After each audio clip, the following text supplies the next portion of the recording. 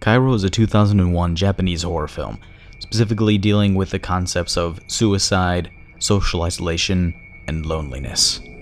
Now, in my previous videos on this channel, we've talked a lot about effective horror and what can make something effective in terms of video games. Specifically, my videos about Silent Hill detailing why those are effective and why I consider those to be some of the best horror games on the market. However, the thing is, with video games, there's always a certain level of disconnect when it comes to horror, and that is the concept of agency. Good horror games have to take away a certain level of agency from you in order to be scary. And the disconnect that creates is gaming in and of itself is an immersive experience. Taking away agency from a platform of entertainment that is solely meant to give you agency over the media that you have in front of you is counterproductive, to say the least.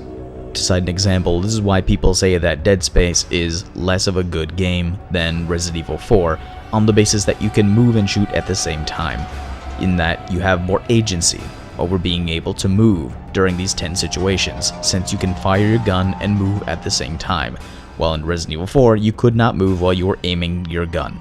This lack of agency is exactly why many excellent horror games are able to thrive. Your inability to be effective in combat in Silent Hill 2 makes it a great game.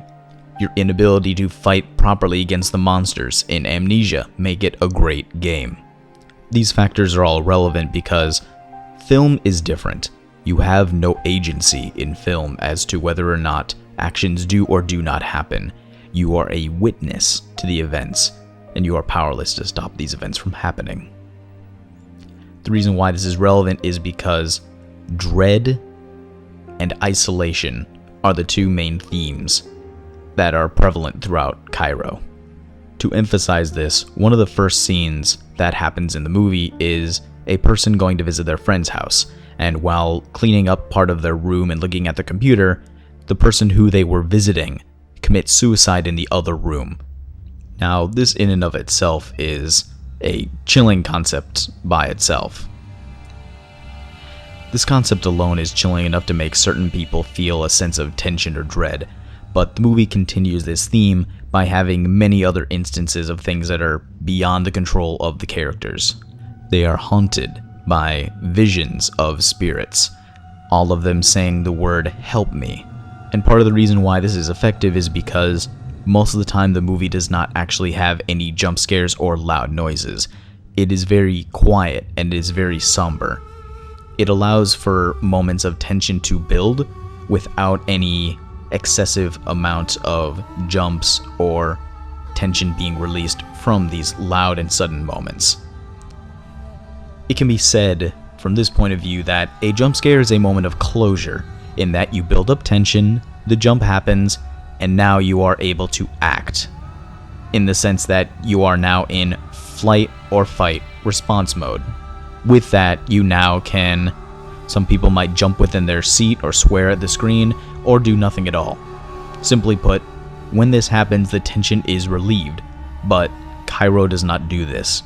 These moments happen, but they do not give the resolution that can allow people to be relieved of this tension. The other aspect that we must bring up is the concept of isolation being an element of horror. Typically, the idea is that it is much easier to be scared when you are alone than it is with other people. And this is true on an empirical level.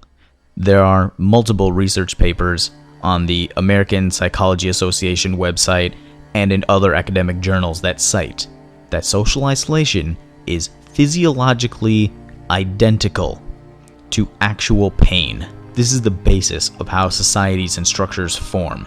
People conform to rules and to social norms because straying from these things is the perfect method of feeling pain from being isolated away from the people who you want to interact with. And it is for this reason why this film is able to be scary without having to directly resort to other aspects that are common in horror, such as gore, murder, or torture. There is very little on screen in regards to actual blood or gore. There are many shocking moments, and there are many disturbing elements, but there's not a lot of physical pain that is represented on screen. And yet, it is effective because of this concept of social isolation being painful. I recommend that you stop watching this video at this exact moment to go and watch the film if you haven't, because what I'm going to detail next is a spoiler for the film. The basic premise of the film, once it has been revealed, is that spirits have come to Earth in an attempt to keep them from coming to heaven. There's only so much room in the afterlife, and these spirits do not wish to be pushed away from their paradise. What they do instead is to lock humans away within their own loneliness. And it is contagious. Anytime someone dies as a result of interacting with these spirits, there is a black stain left in the place where they had died, and you can see the remains of their soul when you visit these locations.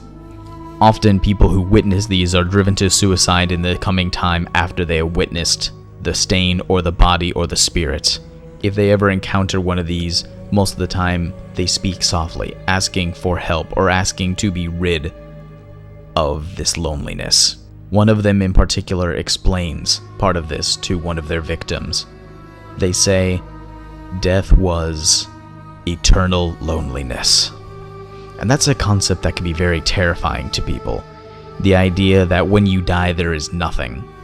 That is one of the most terrifying things that people can cope with, since the concept of dying alone is terrifying, but the lack of an afterlife, or an afterlife so void that it is consisting of nothing but yourself and your inability to do anything but sulk in your own loneliness, is terrifying. This film is able to convey these themes in its writing, but it also does it through cinematography as well. A large number of scenes in the film were shot from windows. This is relevant because it gives the implication that your point of view is detached from that of anyone within the film. You are an observer, you are not present, meaning your presence is not within the room, but you are merely watching someone who is by themselves, and you are an outsider looking in. Another element of the plot that is somewhat alluded to is in the original Japanese name. The English title for this movie is Pulse, but the Japanese title written in kanji means the road back. The implication being that the spirits who have come to keep humans out, to trap them on the mortal plane by latching their souls into themselves, and to keep them trapped inside of loneliness, have done this so that they have the road back to heaven free, so that they may enjoy their paradise without being pushed out. The implication being that there is only a limited number of space. People may be rejected from the afterlife. People may be pushed out if there's too much room. The concept of capacity in the afterlife is not a new concept, but it is a terrifying one that has given these spirits reason to interact with mortals in an effort to keep what is theirs. To summarize, this film is one that I highly recommend for anyone who is very much into horror, and it is one that I consider to be one of the best horror films ever made, on the concept that it is conceptually terrifying, executed in a way that creates tension without merely being startling, and it also avoids many different cliches. And to break the somewhat serious nature of this video a little bit, it makes internet ghosts terrifying.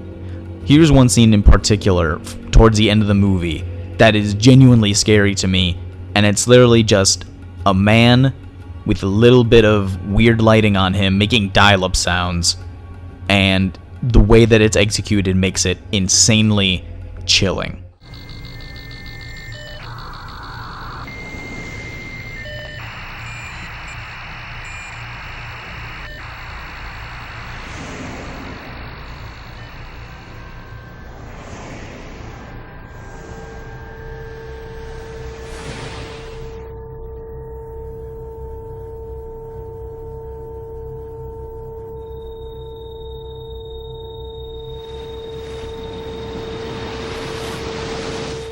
Any movie that can make modem dial-up sounds terrifying is worth every single second in my book.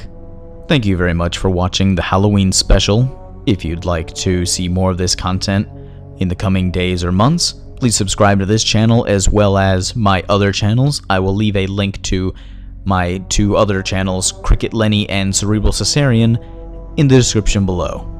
Please let me know in the comments what you think of this review or the movie, and any other suggestions for horror films or other scary topics that you might be interested in. Happy Halloween.